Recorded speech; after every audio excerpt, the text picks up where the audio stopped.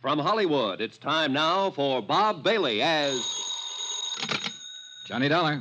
Mr. Dollar, this is Father Taggart. I'm calling you from Ossining. I'm one of the chaplains here at Sing Sing. Oh, yes, sir. What can I do for you, Father? Well, nothing for me, Mr. Dollar, but possibly for someone else. Michael Cairn, one of our inmates, asked me to contact you. Michael Cairn? Mm-hmm. You remember him? He wasn't sure you would.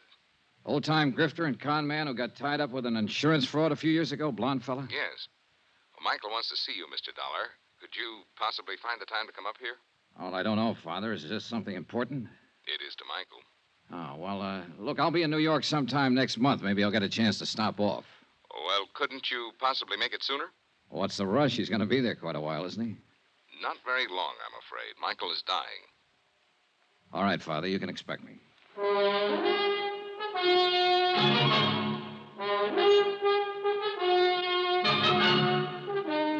Welcome to Johnny Dollar. Beginning tonight and every weekday night, Bob Bailey in the transcribed adventures of the man with the action-packed expense account. America's fabulous freelance insurance investigator. Yours truly, Johnny Dollar.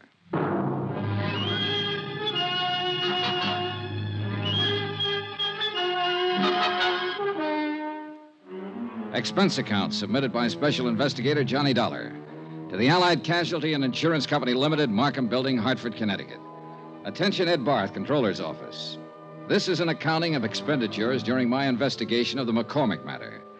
Though you didn't authorize the investigation, Ed, I'm sure that once the facts are out, you will honor the following. Expense account, item 1, $7.95. Train fare and incidentals, Hartford to Ossining, New York. I was admitted inside the prison and greeted by Father Taggart. He's a tall, mild-looking man, a Jesuit, I believe. He had a pass all ready for me, and he led me straight to the prison infirmary. Just in here. Michael will certainly appreciate your coming, Mr. Dollar. I hope it satisfies whatever's on his mind. I can't imagine what it would be. You know, it was my investigation and testimony that put him in here, Father. He told me all about that, and I'm sure it has nothing to do with why he wants to see you. See, his lungs started to go about 2 years ago, and there's just been no way to arrest the condition. Does he know how close he is? Oh, he is. And he's not afraid to die. Here we are, Mr. Dollar. Oh. What? Hardly the same man I remember, Father. He's had it bad lately. Lost a great deal of weight. Yeah. Asleep? Yes. Michael. Michael. Oh. Hi, Father. I brought someone to see you. What'd he say? Hiya, Mike. Oh, thanks for coming. Thanks, Johnny. Thank Father Taggart here. He's an all right guy, Johnny. He's just like you. I always said you were the best insurance cop. Here, what's all this? I'm kicking out, Johnny. Didn't you tell him, Father? He told me, Mike. Guess I didn't live right. I'll be back in a little while. Thanks, Father. You take it easy, Mike. A lousy place to die, prison. But I ain't got my choice, thanks to you. Well, it's just that you picked to do a couple of things that the law and some insurance companies didn't agree with, Mike. I don't hold none of that against you. The guy does what he does. I don't know how to tell you this. Maybe I better get the doctor. You shouldn't be talking so much. No, wait. Johnny, look, you know I'm no crybaby. When the doctor gave me the news, I got to thinking. I ain't scared to blow out, you understand? I know, Mike, I know. It's just that I had a wife once, a long time ago when I started out. Oh? Yeah, then I just kind of drifted out of her picture one day. Ain't got a cough drop, baby. Yeah, I guess it wouldn't cure what I got. Anyhow, I got to do something for her before I... Well, Johnny, I lay here and I get myself an idea. Yeah, Mike? Johnny, if there was some real easy money lying around, would you pick it up for me? Depends on how clean it is, Mike, and where it's lying. Sure. Well, it's clean, all right. You can find that out for yourself. All right. Now, listen.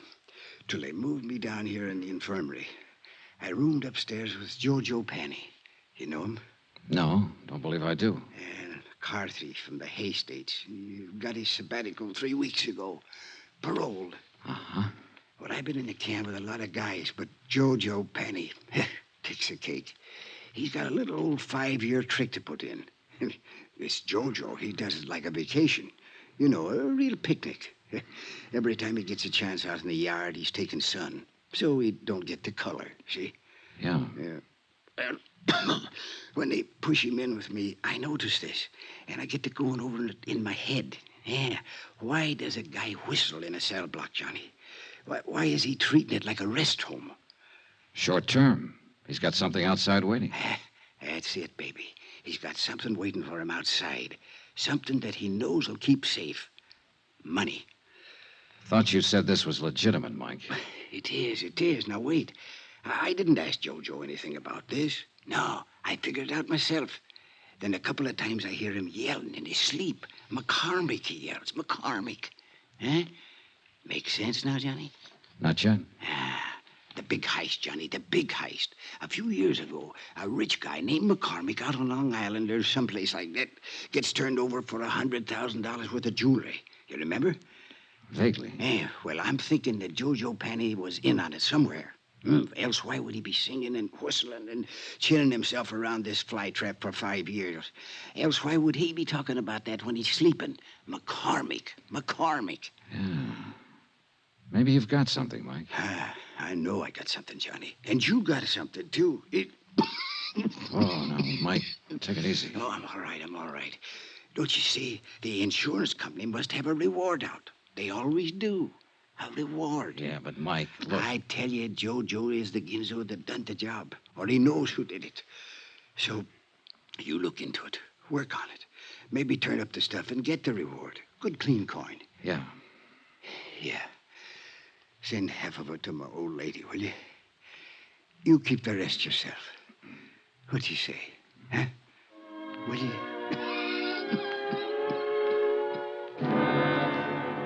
Ego factati mihi ad apostolia, sedi tributa indulgentiam plenariam. Mike Kern died 3 hours later. Et Filii, The last living thing he did was wink at me. Amen.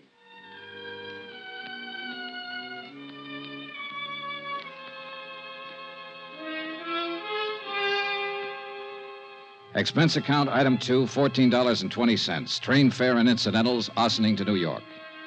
I arrived at 2:15, dropped my bag off at the New Weston, and went over to the Metropolitan Police Station to find out what I could about the MacCormack matter. It was all pretty much as old Mike had told me. A Julian MacCormack living on Long Island had suffered a $100,000 jewelry burglary in 1951. 12 suspects had been arrested and released. The case was marked open and unsolved. Allied Casualty had been the insurance company involved. This is the adjustment office. Frank Porter speaking. My name's Johnny Dollar, Mr. Porter. I'm an investigator. Oh, I think I've heard of you, Mr. Dollar. Yeah? Wonder if you could give me a little information about a claim your company handled in 1951. A man named Julian MacCormack out on Long Island. Gee whiz, a long time ago.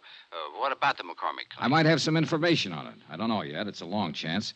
I'm at police headquarters, and I notice you investigated for the insurance company. I'd like to talk to you. Yeah, sure, but it's kind of late today. Tomorrow, okay? Well, you can tell me this right now. Is there any reward being offered? Gee whiz, kind of folds my sails. How's that? Well, asking about a reward.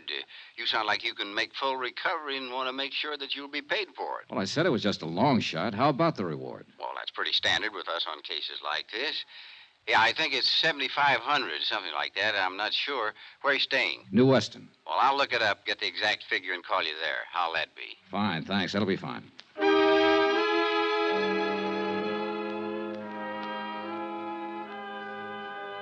Before I left the police station, I turned out a mug on Jojo Penny.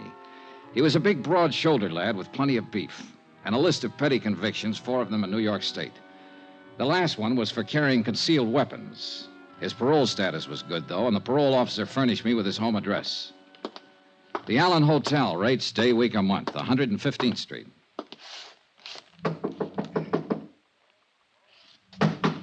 It's open. Come on in.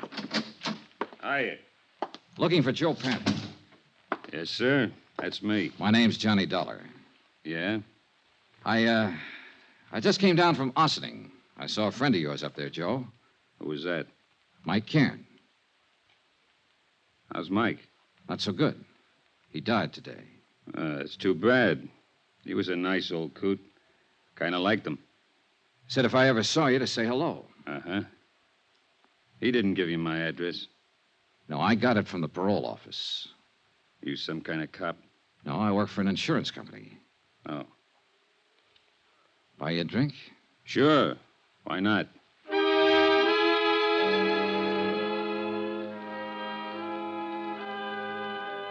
Expense account, item 3, $4 even for drinks.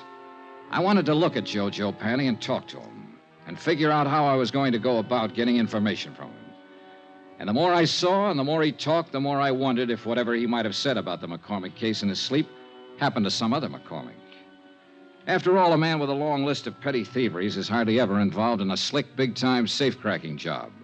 That takes another kind of talent, and one I was sure that Jojo didn't have. So I just been taking it easy and looking around. I figure I can get a job pushing a truck or maybe a cab if I'm lucky. Got to get something to do. Parole officers kind of hard-nosed about things like that. Yeah. Drink up. Want one more? Oh, no thanks. Three's my limit. Like to keep in shape. Sure. Say, you got anything to do? Nothing special. Why? Thought I might go out to Long Island later on tonight to say hello to an old friend of mine. If you haven't got anything to do, come on along. You're okay, Bub. Sure, why not? This friend of yours, he's an ex-con, too? No, he never did any time. Just a friend. Want to say hello is all. Oh. Rich fella. His name's Julian MacCormack. You're very big with the hellos around here today, aren't you? Anything wrong, Joe? You probably are. Why do you say that? Nothing. Ever know anyone named MacCormack? I knew a guy named Arnie MacCormack once back in Salt Lake City.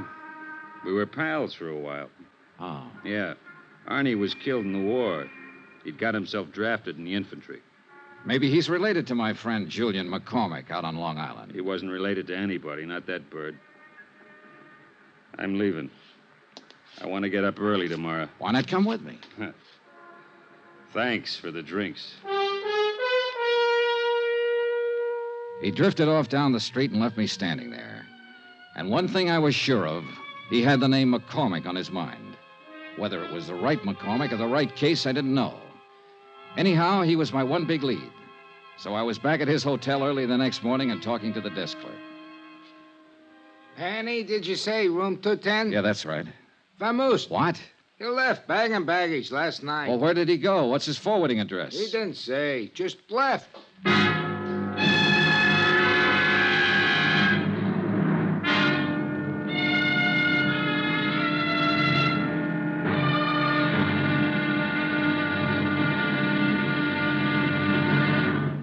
Now, here's our star, Bob Bailey, to tell you about tomorrow's episode. Thanks. Tomorrow, there's living proof that a pretty girl can be just as dangerous as a pretty girl.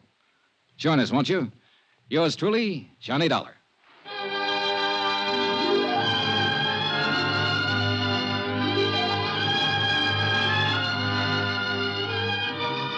Yours truly, Johnny Dollar, is transcribed in Hollywood. Written by John Dawson, the entire production is under the direction of Jack Johnstone. Be sure to join us tomorrow night, same time and station, for the next exciting episode of Yours truly, Johnny Dollar. Roy Rowan speaking.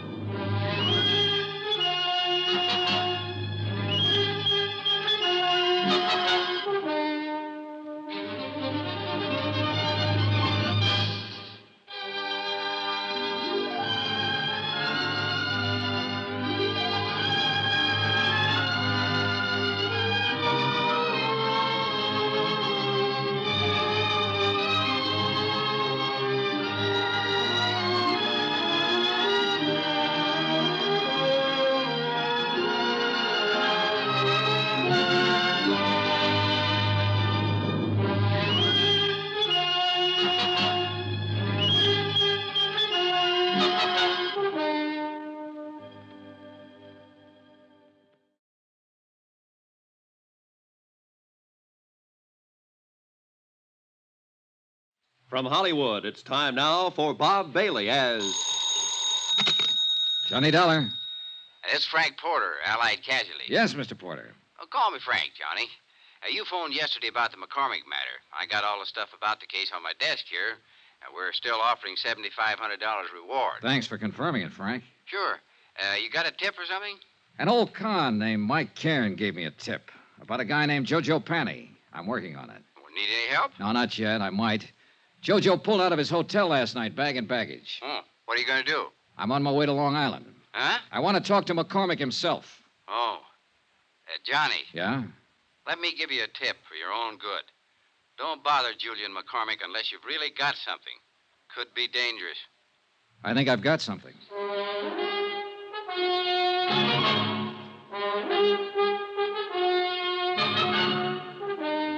Tonight and every weekday night, Bob Bailey in the transcribed adventures of the man with the action-packed expense account. America's fabulous freelance insurance investigator. Yours truly, Johnny Dollar.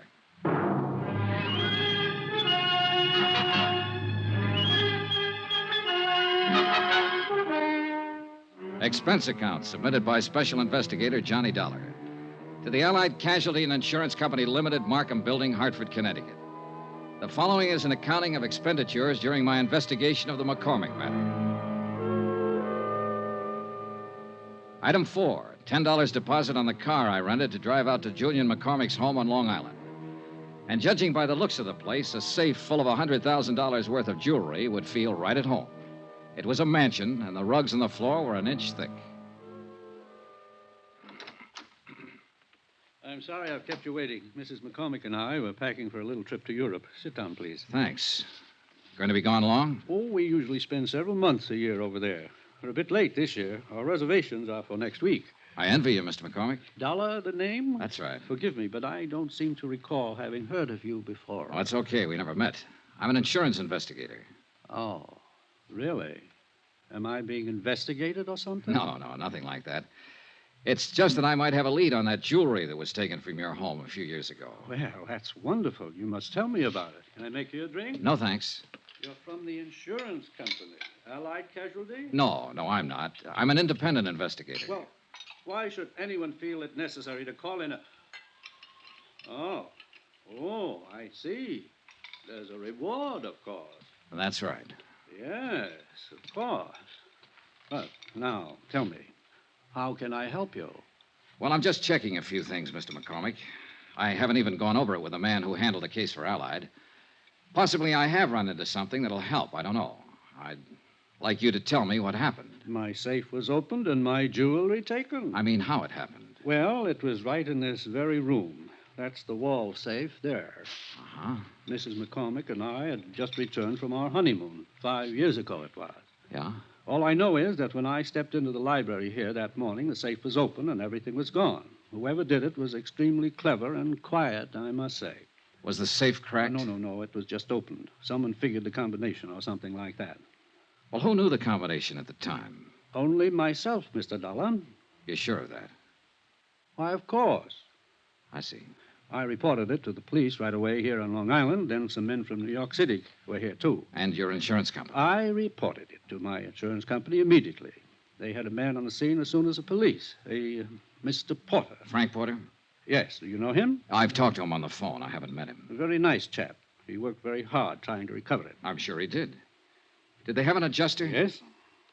How much did you collect, if you don't mind? Not much. What do you mean? Well, it was unfortunate. By keeping that much jewelry in a small house safe, it seems I violated a clause in the contract. It should have been kept in a safety deposit box or some such. Consequently, the matter went into litigation. I'm afraid the court found me at fault. I collected only a part of the insured value, $20,000. So, you can see I'd certainly welcome a recovery. Sure. The jewelry was in the family a good many years. I had given it to my wife, and well, a man hates to lose things he loves. Yes, I understand. Was Mrs. MacCormack here the morning it happened? Oh, yeah? I'd like to talk to her. She's terribly busy, but if you think it's sufficiently important, I'll call her. No, never mind. I'm curious, Mr. Dollar. This case has been closed a long time. At least, no one's contacted me or asked me for any information about it for at least 4 years. What opened it? A man named Mike Cairn. Huh? Who's he? An old convict up at Ossining who shared a cell for a while with a man named Joe Panny. Uh-huh.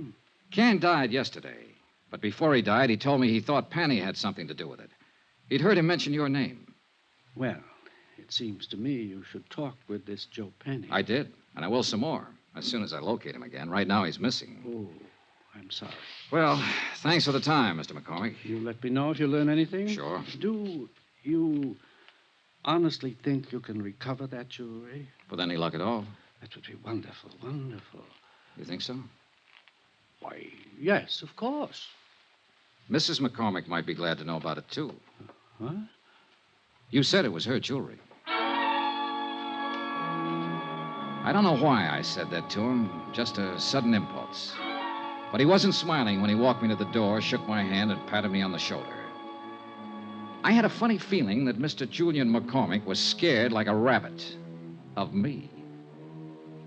I drove back to the city, had lunch at Walgreens, and dropped into Allied Casualty's New York office to pick up the folder on reward information.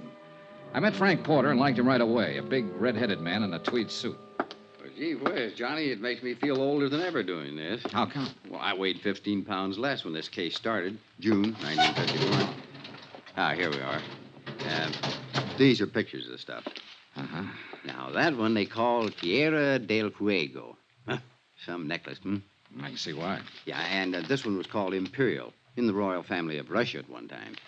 And this is the other one, Placid. Beautiful stuff. Oh, you can say that again. That all of it? Well, that's about the size of it, Johnny. $100,000 gone. Yeah. Help any? Sure. It's nice to know what I'm trying to find. Well, I hope you have better luck than I did. Yeah. Say, who was the police officer on the case? Martin. Dools Martin. Out of Central? Yeah. We ran down every lead we could find, big and small. The file said you made 12 arrests. Yeah, something like that, but not one of them panned out. Had to let them all go. Martin requested pickups on every big-time jewelry man in the country. Now, I don't think one of them was overlooked. Well... No, Johnny, somebody just simply walked in that house, opened the safe as neat as you please, and walked right out with all of this. Very slick job. Had to be an experienced man. Well, it might have been a first job for someone just starting in. He got lucky. Yeah, we thought of that, and we didn't think much of it after a while. Frank, Gee whiz, Johnny, you know, nobody could be that lucky. Case the house, know exactly where the safe was, know what was in it, get in, open it up, and get out without anybody, servants, the MacCormacks, or any of their friends even seeing it. Mm-hmm, yeah. Well, that wasn't even the hardest part, you see.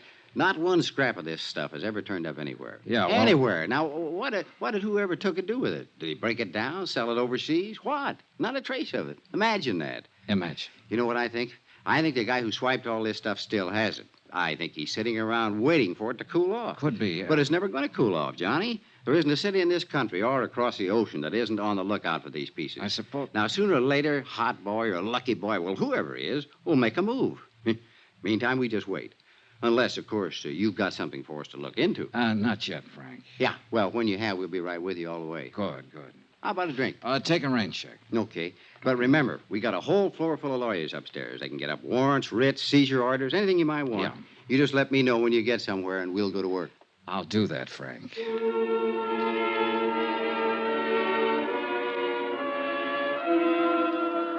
I left Frank Porter and went back over to the parole office to see what had developed with Joe Penny. After all, if he didn't report in, he'd be in violation of his parole, be in real trouble. But nothing had developed. He hadn't put in a change of address, nothing. So I went back to my hotel and had some dinner. Then I shaved, changed my clothes. Expense account, item 5, $1.50 cab fare. I garaged my rented car, went back to Central Police Station, and pulled out the mug on Joe Penny once more, hoping to get a line on some friends or relatives of his where he might be staying. Up till then, things had been going pretty routine. Then a clerk from the parole offices stepped across the hall. Hi, Mr. Dollar. Hi. Thought it was you I saw in here. I wasn't sure. How's it going? Fine. Talk to your friend Jojo Penny yet? Not today. Why? Well, you seemed awful anxious to talk to him, is all. I am. Why don't you go see him? You playing games? I've been trying to find out where he is all day. And I already told you. You what? Sure, I gave it to you half an hour ago when you phoned. When who phoned? Sure, about half an hour ago. Look, Joe Penny called in and told me his address. Yeah? I no sooner set down a phone and you call in and said, "This is Johnny Dollar. Have you heard from Joe Penny?" What? I said, "Yeah," and I told you his address, that's all. What address did you say? The Allen Hotel on 115th Street, same place he was before. What's the matter, you forget? It took me 10 minutes to get from the police station over to the Allen Hotel. 10 minutes of wondering who'd put in that call and used my name. I went up the stairs, 2 at a time, up to the second floor. And right at the top of the landing, I bumped into a dark-haired woman wearing a silver fur piece. Oh, I'm sorry. I didn't see you. It's all right. You hurt? No, not at all. Please, let me go past. I'm in a hurry. Yeah, I'd be in a hurry, too. What do you mean? The gun. What? You should carry it on the inside of your purse. Oh, I didn't... Suppose I take it. No, let go of me. Fingernails, son. Give it to me. All right, take it. She'd given it to me, all right on the side of the head. It didn't knock me out, but it did knock me off balance, so I tangled up with the hall table. And that gave her plenty of time to scurry down the stairs while I got out of the furniture and back on my feet. By the time I got down the stairs and out on the street, she was nowhere in sight. No one yelled, "I'm shot." No one did anything but what they were already doing.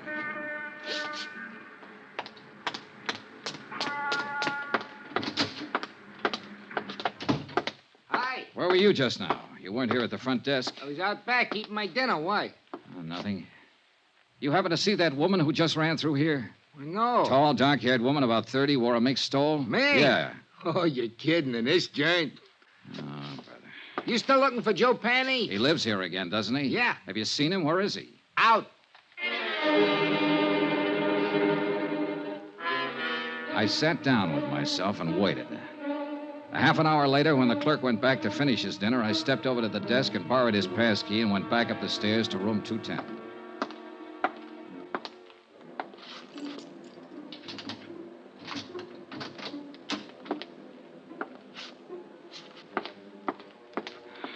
Well, I didn't need the pass key, and I didn't need to doubt the clerk. Joe Panny wasn't there. But all of his things were. The curtains were drawn and the windows closed. Every drawer had been pulled out of every dresser. The mattress on the bed was slit from top to bottom, and the rug had been ripped and turned over.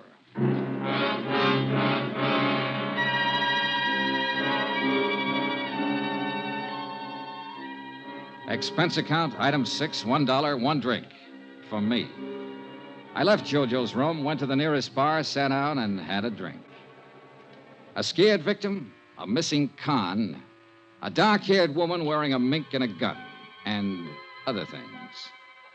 Right then and there, I decided that Mike Cann's tip had been pretty good at that.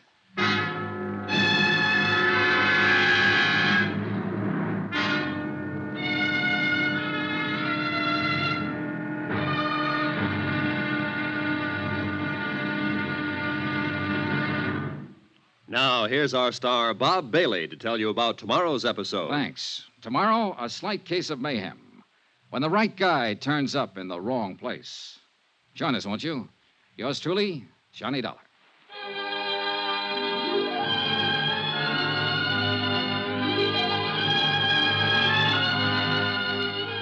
Yours truly, Johnny Dollar, is transcribed in Hollywood. Written by John Dawson, the entire production is under the direction of Jack Johnstone. Be sure to join us tomorrow night, same time and station, for the next exciting episode of Yours truly, Johnny Dollar. Roy Rowan speaking.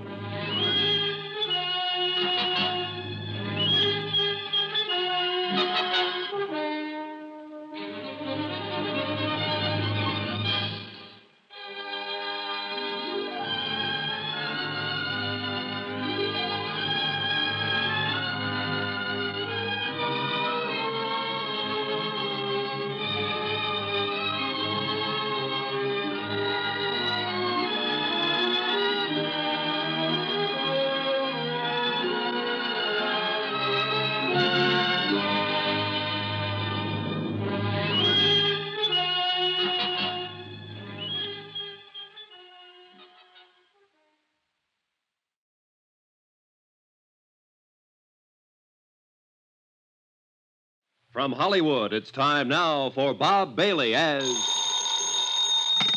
Johnny Dollar. This is Dulles Martin. Lieutenant Martin? Yeah, that's right. I got a message you called while I was out and left this number. Yeah. I want to talk to you about the MacCormack case, Lieutenant. MacCormack? $100,000 burglary out on Long Island back in 1951. I was the officer in charge. Who are you? Insurance investigator. I got a tip that an ex-convict named Joe Panny might have pulled it. I'm at Panny's hotel. Well, let me know how you make out. Say, listen, his room's been torn apart. Every inch of it's been searched. And when I came here tonight, I got socked by a woman with a gun. Give me that address.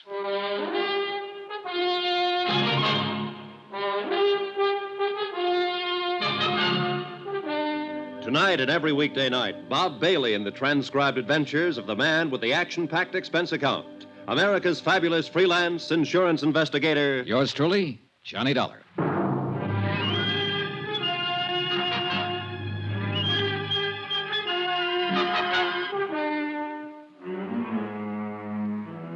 Expense account submitted by Special Investigator Johnny Dollar to the Allied Casualty and Insurance Company Limited, Markham Building, Hartford, Connecticut. The following is an accounting of expenditures during my investigation of the MacCormack Matter. Expense account, item 7, $2, 2 drinks. For myself and Lieutenant Dools Martin, NYPD. A big, swarthy man who seemed to know what he was about. Martin looked over the damage done by the unknown ransacker of Joe Panny's room, questioned the clerk, who was unable to furnish any helpful information. Then, because Joe Panny was officially a parole violator, ordered a general pickup. We should be able to get our hands on him pretty soon, Dollar. I hope it's that easy, Lieutenant. Any reason why it shouldn't be fairly routine? No, just a feeling, I guess. I don't know. This whole matter's been flimsy. The tip was weak, but it seems to be paying off. Nothing fits, though. I don't quite get all this, Dollar. How'd you come in on this? Old Mike Cairn died up at Sing Sing 2 days ago. Before he went, he told me he believed Joe Panny might have pulled the MacCormack burglary. It didn't seem likely then, Panny being a small-time auto thief and whatnot. But now it does, in view of what's been happening lately. Somebody sure wants something Panny might have, judging from that room. I never saw one taken apart better. An expert search job. Yeah. Hey, Lieutenant, when you picked Joe Panny up, I'd like to be in on it. He's my only lead in this case, and I want to talk to him again. And that's not asking too much. Now, Dollar, about this woman you saw. Pretty, about 30, dark hair, good dresser, wore a silver mink stole. The gun she socked me with was a little one, a 25 or maybe 32 automatic. Mm-hmm. You think she might have done the searching in Joe's room? What do you think? She was flustered and upset when I bumped into her, anxious to get away from the place. And, of course, the gun in her hand. Yeah. She sound familiar to you in this neighborhood? No. Could be anybody. Yeah. Well, that's about it, Lieutenant. Yeah? No, I got it. Oh, thanks. I suppose you talked to MacCormack, got the full story of the burglary from him. Almost first thing, yeah. Well, I remember him when it first happened. Nice enough, but strange, I thought. This business about somebody phoning the parole office ahead of you to get Joe Panny's address, that stops me, though. That's hard to figure. You sure you're telling me everything? Sure, I'm sure. That part sounds crazy. Not if somebody knew I was looking for him, wanted to get him first. But who? How should I know? Well, we'll see what we will see. Can I drop you anywhere? No, thanks. I'll walk. You let me know when you pick him up. Sure.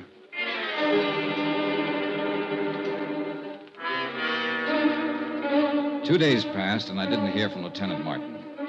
I finally phoned in, and a supplementary had turned up, no leads. Martin had men watching Joe's hotel.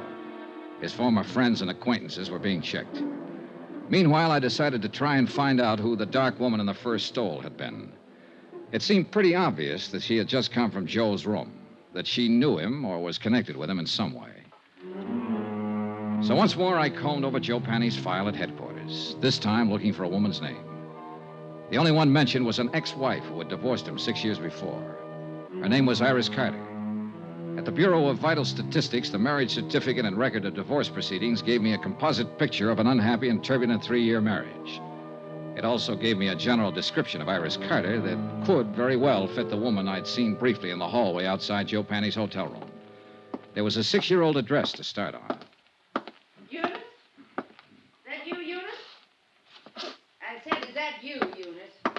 No, ma'am, I'm not Eunice. Oh, no, you sure ain't. You seen her? I don't know. I really don't know her. Oh.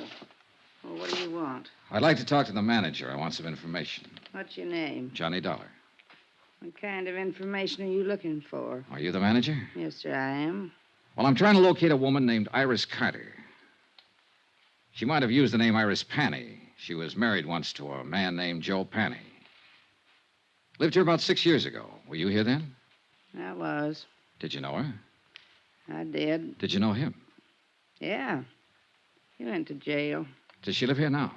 She don't. Do you have any idea where I can find her? I don't. Well, do you happen to know if she ever Why worked? do you want her? Just to talk to her. When did she move out? Oh, long time ago. 5 years, maybe. Uh-huh. What's your business? Insurance. Oh. Well, what's up? Oh, nobody around here buys insurance. Well, we don't have to go into that. If you can think of any place I might get a line on her, I'd appreciate it. It seems to me she worked at a bookstore down the street. Down what street? Out there. Block or two down that way. I think she worked there. I don't know. You can try. Thank you, I will. My, you polite. You tip your hat. Say, tell me, do you remember what she looked like? Sort of. Yeah. Well? Oh, about as tall as I am. Nice. Pretty girl. Blonde or brunette? Dark hair. Almost black. Know any of her friends when she lived here? No. No, I couldn't tell you that. Why? Oh, I might look up one of them and ask her about her, that's all. Yeah, you ask at that bookstore. I think she worked there.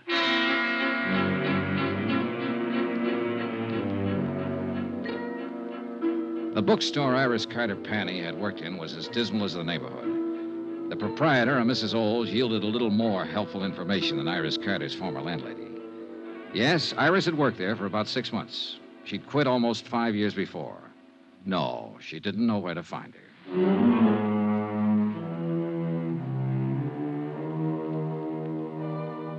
Expense account, item 8, $1.02 lunch.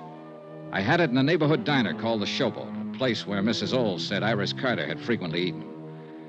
The restaurant manager remembered Iris vaguely. She also remembered Iris's boyfriend. I asked for a description. She did better than that. She gave me his name, occupation, and address. An old rehearsal hall 2 blocks away.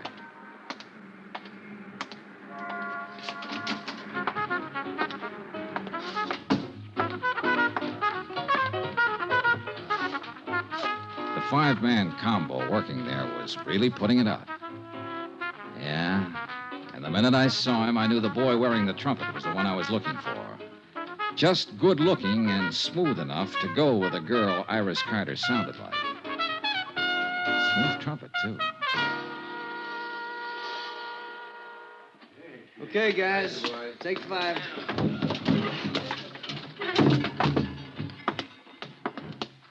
I'm looking for Jack Lang. You found him. I'm Johnny Dollar. Could we talk a minute? That's about all I got, Mr. Dollar. Want to smoke? No, thanks. Oh, man. Gets real tired out about this time of day. Yeah, imagine it does. The way you put it out. Well, everybody to his own racket. What's yours? Insurance investigator. Okay. Now what? Well, I've been asking around the neighborhood, and they tell me you once knew a girl named Iris Carter, or Iris Panny. Iris Carter. Go on. I'd like to find her and talk to her, and I thought you might be able to help me. Go on. I want to talk to her ex-husband most of all. I thought somehow she might know where to find him these days. He's in the can. He was released 3 weeks ago. No? Any ideas? No. I thought finding her might be a shortcut to him. I wouldn't think so. They were all washed up when I knew her. When was that? 5 years ago. She hadn't seen him for over a year then. Uh-huh. She didn't have much use for him. I don't blame her. How long did you know her? No. We went together for a while she worked at some crummy bookstore. Then she moved away, and I didn't see her after that. I think she said something about going back to Ohio. You think? I don't remember offhand. Well, let me put it this way. As far as I know, she's in no trouble. The one we want is her ex-husband. You'd be helping a lot if you could tell me where to find her. I don't know. I honestly don't know, and I sure wish I did. I'd like to find her myself. Why? Well, when she went with me, wasn't any good. I think she just walked out because she was tired of losers. Sick up to here, you know what I mean? Can't blame her. He gave her a pretty bad time. I didn't do much better. But now I got something. It's this little 5-piece outfit. Not much, but something. I'd like to show it to her and say, Iris, this is mine. You kind of had it bad, huh?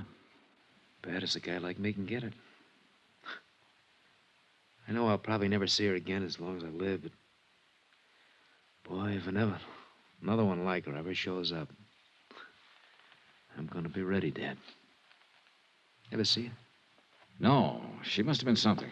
Here. Take a look. Nice, huh?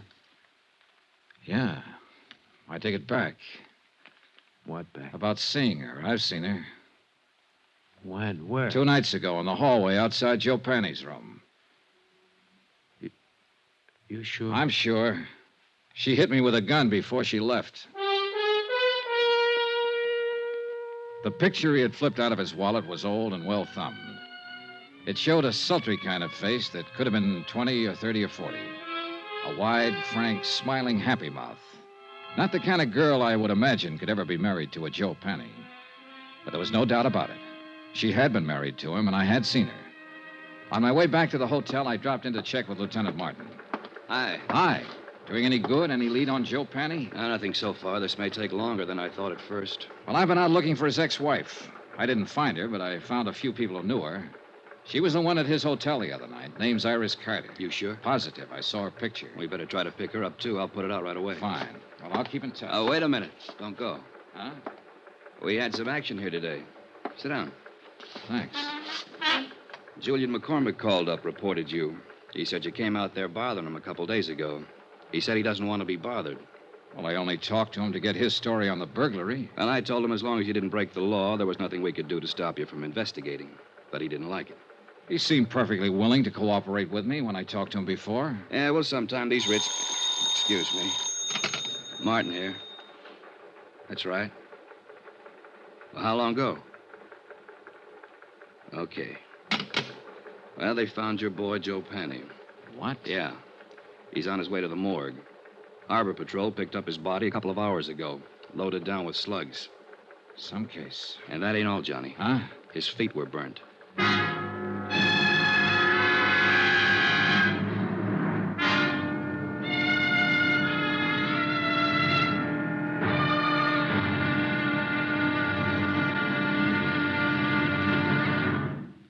Now, here's our star, Bob Bailey, to tell you about tomorrow's episode. Thanks. Tomorrow, a phase of this case that ought to be called the Talking Corpse.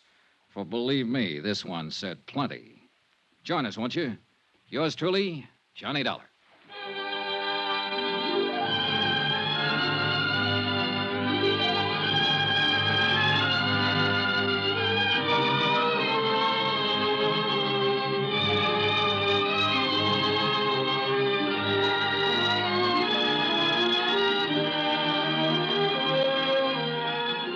Yours truly, Johnny Dollar, is transcribed in Hollywood.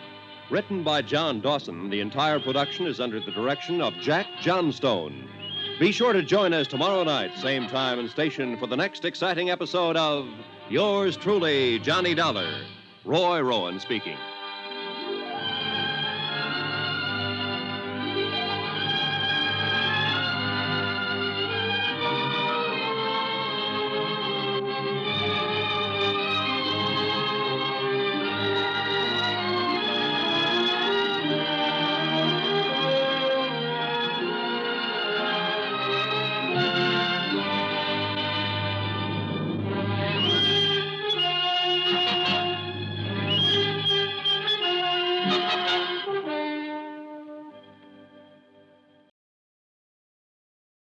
From Hollywood, it's time now for Bob Bailey as... Johnny Dollar. Frank Porter at Allied Casualty. How's it going, kid? I don't know. You ever find Joe Penny? The Harbor Patrol found him floating around the harbor. He'd been shot and his feet were burnt. What?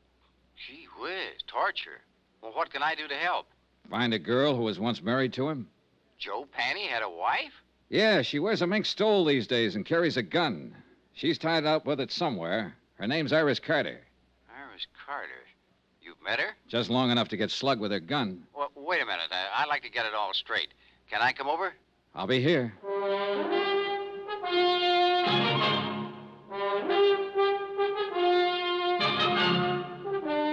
Tonight and every weekday night, Bob Bailey in the transcribed adventures of a man with the action-packed expense account. America's fabulous freelance insurance investigator. Yours truly, Johnny Dollar.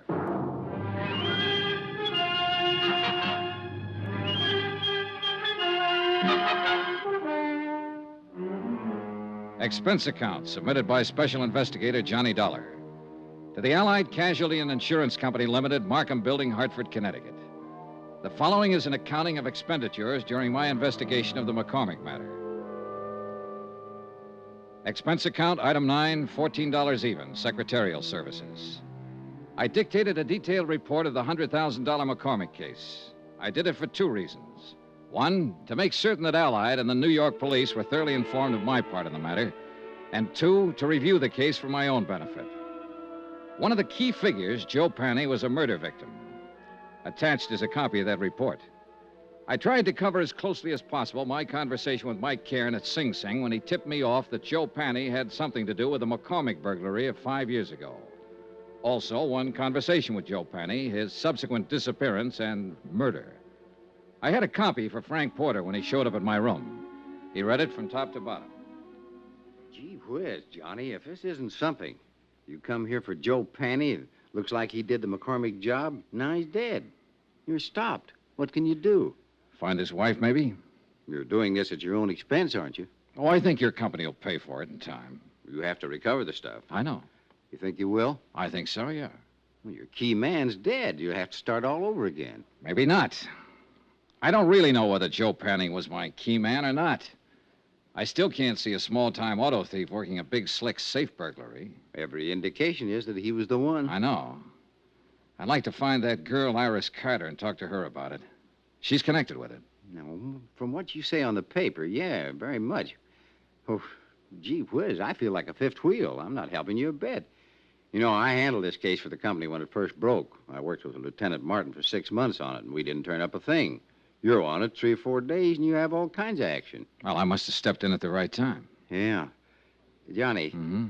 somebody gunned Joe Panny down. Now, I know you like to work alone and do things your own way, but be careful if you stay on this. I get worried when somebody starts shooting. Oh, sure. I didn't get that, though. What? If I keep on this, I wouldn't let it go now if my life depended on it. I'm going to find that woman, and I'm going to find the stuff. Sure. Well, gee whiz. Don't let anything happen to you. I won't. I talked some more with Frank Porter about the case. He repeated his offer in the name of Allied Casualty to help if he could. I told him I'd take it up on it if anything came up at all. He left. I was at Central Police Station 10 minutes later. And 5 minutes after that, Lieutenant Dools Martin was calling for the medical examiner's report on Joe Panny's death. A uniformed man brought it in. Martin shoved it across the desk at me. The ME says Joe Panny's been dead about 48 hours or longer. 225 slugs right through the chest, penetrated both lungs, one through the neck. It's very neat shooting at that range. What range? Oh, at least 20 feet, maybe longer. Not many people shoot 25s that well. It's a little gun. A woman's gun. Yeah. Yeah, that's what I'm thinking.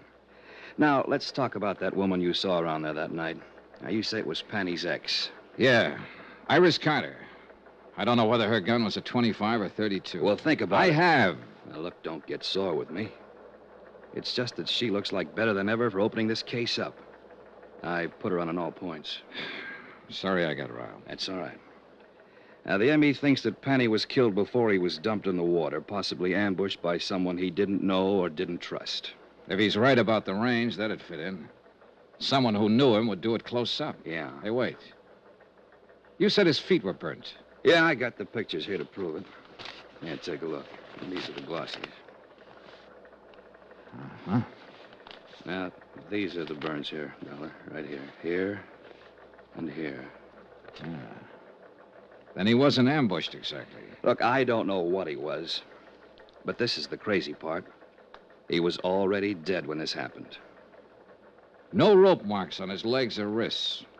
You don't sit still for burning, no matter how tough you are. It's fascinating, huh?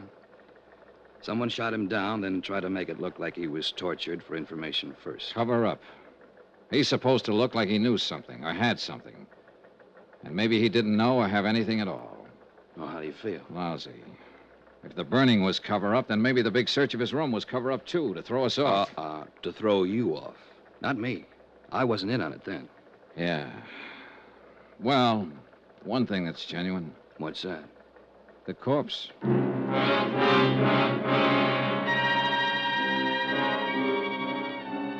An hour and a half later, a witness was delivered to the office of Lieutenant Martin. His name was Edmund Thompson. He sold papers in the dock area. Both Martin and I looked at him twice, and I could tell both of us were doubting the credulity of anything he might have to say. Hi. Hi. My name's Martin. This is Mr. Dollar. Yes, sir. Glad to know you both. Would you mind telling us everything you saw the other night? Tuesday night. Yeah, it was Tuesday. Sure, why not? I saw this guy dumped in the water. We understand that. Can you tell us the circumstances? It's against the will of God. Yes, it certainly is. Against the laws of nature, too. What did you see, Mr. Thompson? I prayed for them both. You tried, Dollar? When did you pray? Right after I saw it? Yes, sir. On the street, huh? No. I was on the vacant lot. I was cutting across towards the dock. Oh. Then I see this car pull up. Long black car. A lot of chrome on it. This fella jumps out and goes around at the back. He opens the trunk, and he pulls this other fella out. Hoists him up, and he carries him over the dock. Then he just lets him go. Then you prayed. Then I prayed. I was a little too scared to do anything else. This car the man had. Long black one, a lot of chrome. Sedan or coupe? What's the difference? 2 seats or 1 seat? 1 seat. Happen to get the license number? Uh. All right, let that go. How about the man? Can you describe him? He stood there and looked down at the water and started himself a cigarette. Well, what kind of a face did he have? Dark, light, a mustache, what? A devil's face. Oh, swell. Now, what does that mean? A devil? Mr. Thompson, do you understand that we want to apprehend this man, that he's responsible for one man's death, and that he might harm someone else? I'll pray for him. Pray for them all. Well, how was he dressed? Didn't notice. Hat? Don't know. Coat? Don't know. But he had a long black coupe. Do you know the make? Nope. Would you know him if you saw him again? Nope. Look, when you saw him dump a body into the water, why didn't you notify the police? Why should I? It's police business. Let them take care of their business. I'll take care of mine. Any of you fellas got a cigarette on you? I left Lieutenant Martin brooding over his witness and went out for a bite of dinner.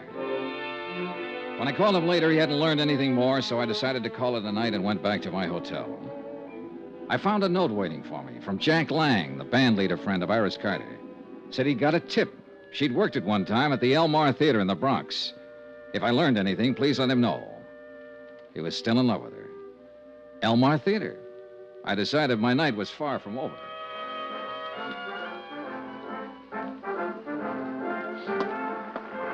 Hey, you. Buy a ticket out front if you want to look at the girl. I only want to see one. Her name's Iris Carter. Does she work here? I just told you, go buy a ticket out front. Just tell me this. Does Iris Carter work here? Is the name familiar to you? Have you ever seen her or heard of her? You give me any more trouble or clutch, I told you go out front. Can't you answer a simple question? I'm looking for Iris Carter. Iris Carter. You don't have to yell at mister. He never heard of it. What? Call me a cop, Gloria. This Never mind, guy's Pop. giving me... Never mind. I'll take care of him. Come on, you.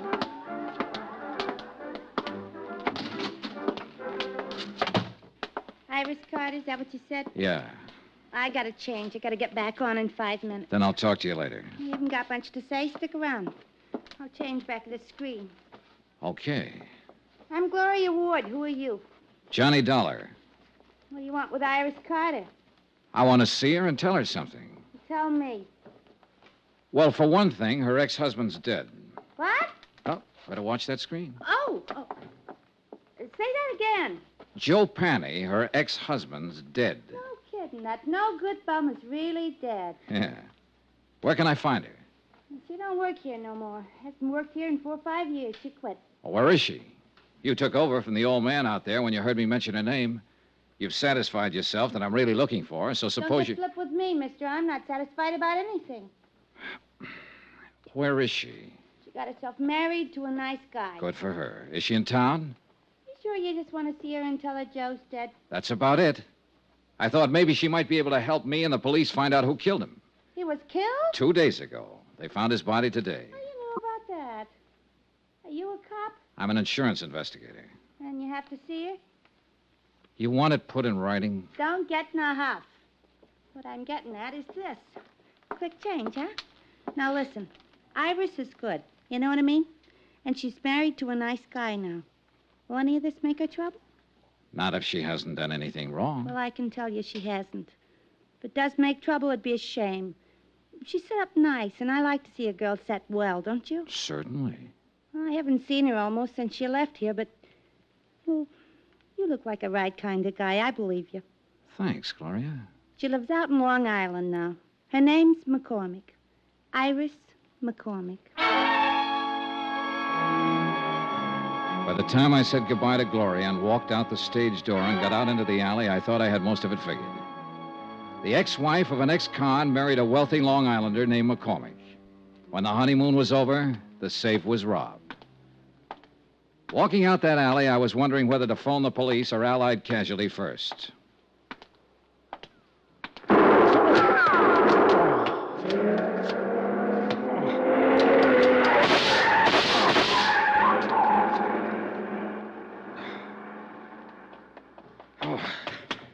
Shooting.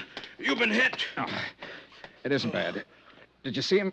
I didn't see nobody. The car. See the car, the one that just gunned out. Oh, the car. Oh, yeah, the long black coupe, a lot of chrome. A fella didn't have his lights on. Hey, that's against the law. Hey, you need help, mister. No. No, I'm all right.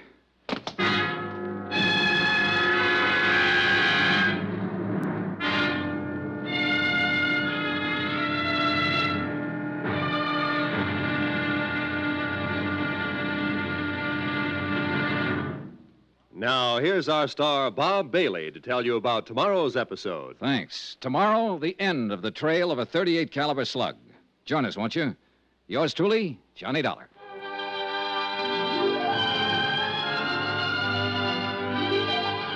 Yours truly, Johnny Dollar, is transcribed in Hollywood. Written by John Dawson, the entire production is under the direction of Jack Johnstone. Be sure to join us tomorrow night, same time and station, for the next exciting episode of Yours truly, Johnny Dollar. Roy Rowan speaking.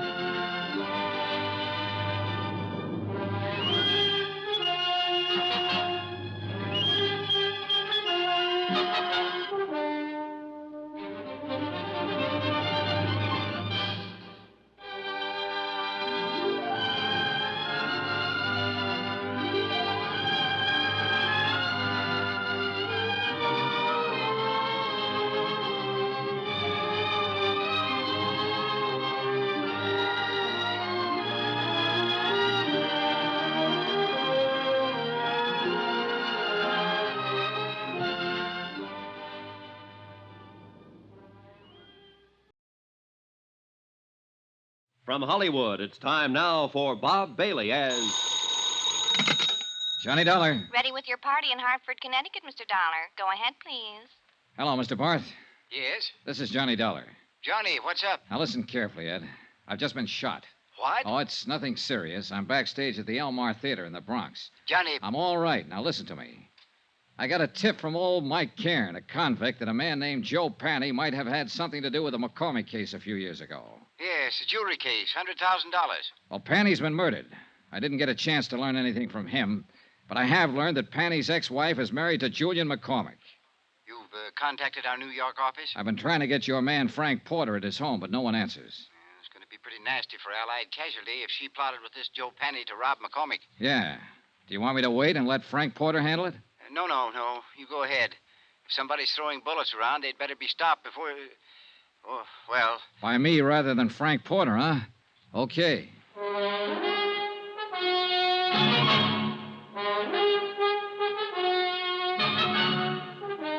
Tonight and every weekday night, Bob Bailey in the transcribed adventures of the man with the action-packed expense account, America's fabulous freelance insurance investigator... Yours truly, Johnny Dollar.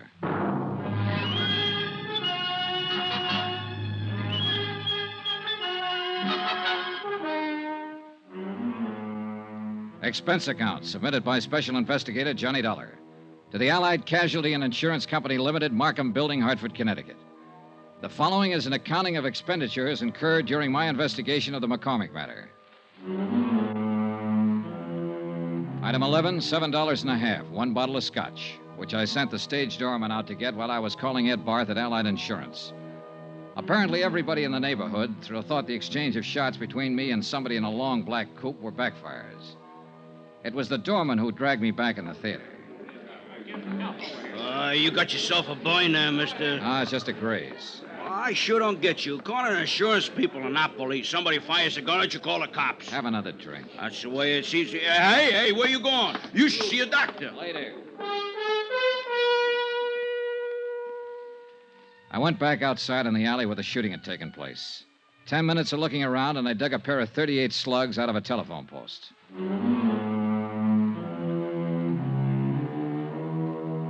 Expense account, item 12, $4.35, cab fare, Elmar Theater to Long Island. It was 12 o'clock straight up when I got to the MacCormack home. There were no lights burning, and apparently everyone had retired for the night. I checked the garage first. A 55 Cadillac convertible and a 4-year-old Jag. No warm motors, no black coupes. I went to the house.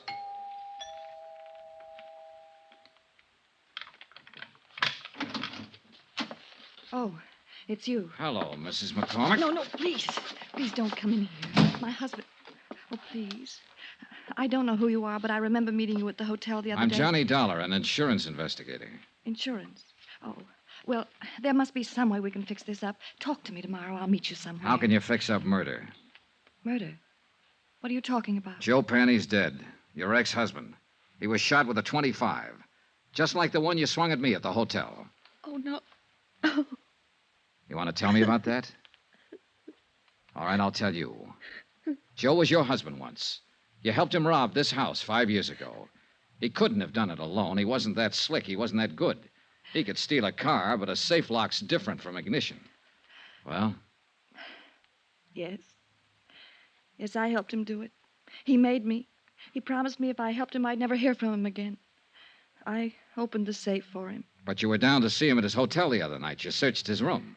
Searched his room? Yeah. Well, I don't know anything about that. He called me, said he wanted money. I didn't know where he'd been for these last few years. Up the river. Oh, well, he wanted money. Only he wasn't there when I went there. And I was. Yes. And the gun? I went down there to kill him. But I didn't see him. Not then. Later somewhere. I haven't seen him at all, I tell you. Just talked to him on the phone. I don't suppose it'd make any difference if I told you I had a good reason. If I told you I love my husband very much. Not likely, in view of the fact you helped your ex-husband rob him of $100,000 worth of jewelry 5 years ago. Oh, I can explain that. Joe came around when we got back from our honeymoon. It's an old story. My past isn't all it...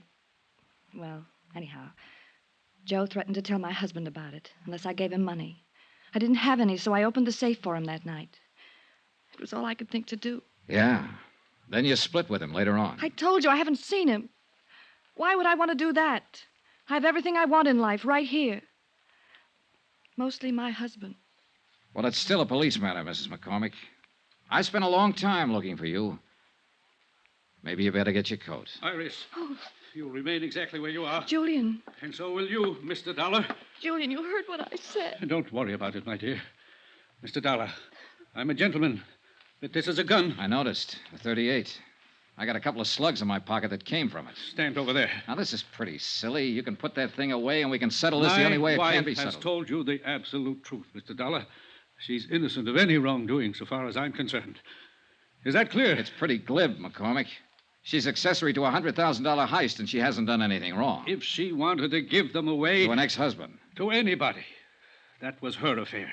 I would not press charges. Well, that takes care of you. How are you going to square it with Allied Casualty in the state of New York? And you also forget a little matter of a dead man. But I haven't forgotten you, Mr. Dollar. Julian, please don't. I've caused enough trouble, please. Calm yourself, my dear. This is the least I can do for you after what you've done for me. Just being my wife. Mr. Dollar, will you accept money? Not enough for murder. 50, 100,000. I'd hate to kill you, Mr. Dollar. You tried once tonight. You've referred to that before. But you weren't very good, and now you're even worse. You forgot to take the safety off that gun. Give me that. Oh, you killed him. You killed him. Ah, he's all right. Get out of the way and let me see that gun.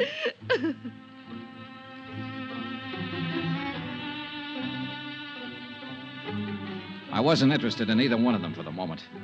I was looking at the .38 I'd taken from Julian MacCormack. There was a smear of cosmoline still inside the barrel. I sniffed it, checked it, found all chambers loaded. It was a brand new weapon, and it had never been fired.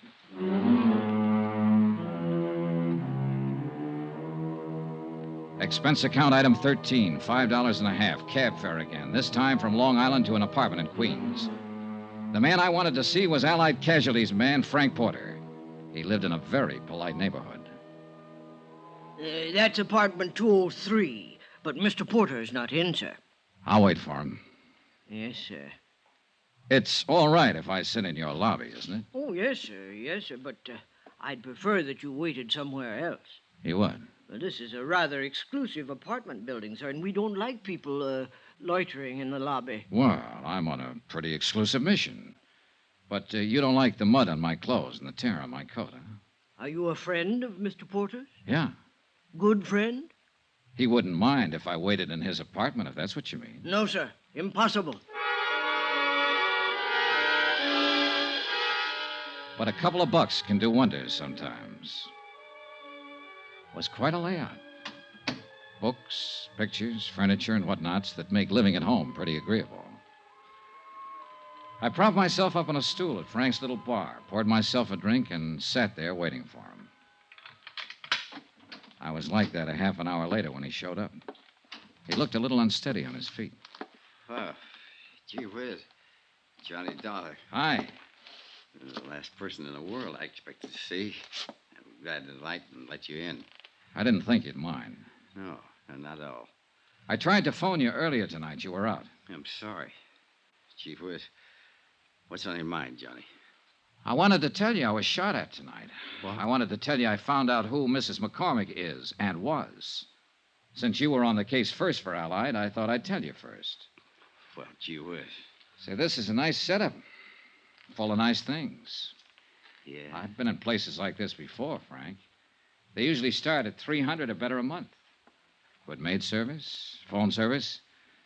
All those things cost money. A lot of money. Don't they, Frank? Gee whiz. When'd you tumble to it, Johnny? A little while ago, when I was out on Long Island, Julian MacCormack made me a proposition. He finally offered me $100,000. A lot of money. He sounded like he'd had experience making propositions. I should have tumbled to it a couple of days ago when you phoned the parole office after I left you. You used my name when you asked for Joe Panny's address. Yeah. I wondered if your tip was on the right track. I didn't figure Joe Panny was eligible for parole so quick. I had to get to him before you did.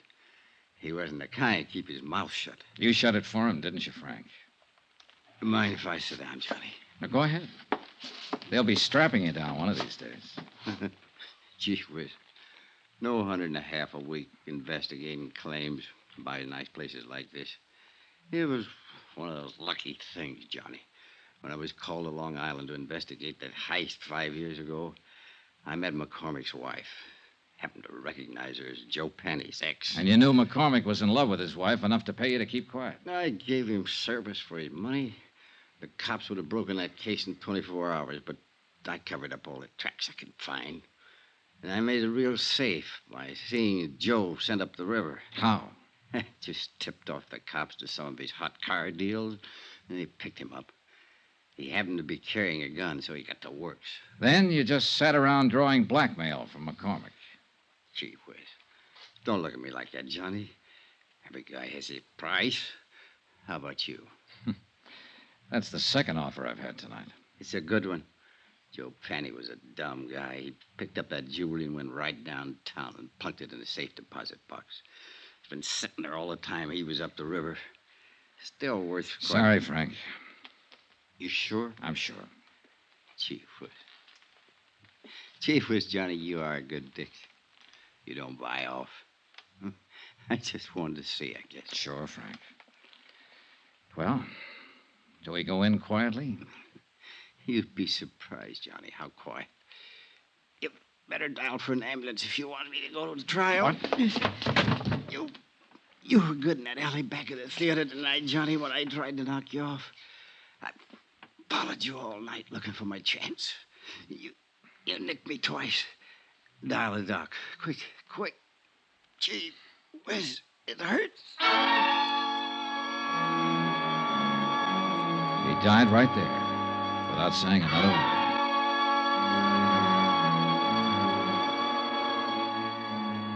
The disposition of the case and what to do about Frank Porter, an insurance adjuster who goes bad, is a matter I don't have to handle. And I'm glad. Expense account item 14, hotel and board in New York City, $79.30. Item 15, $84, legal fees and incidental expenses involved in locating the widow of Mike Cairns, who it seems is still alive somewhere in Iowa and will accept half the reward as promised. Item 16, $14 even, transportation back to Hartford. Expense account total, $265.91. Remarks? Gee whiz. Yours truly, Johnny Dollar.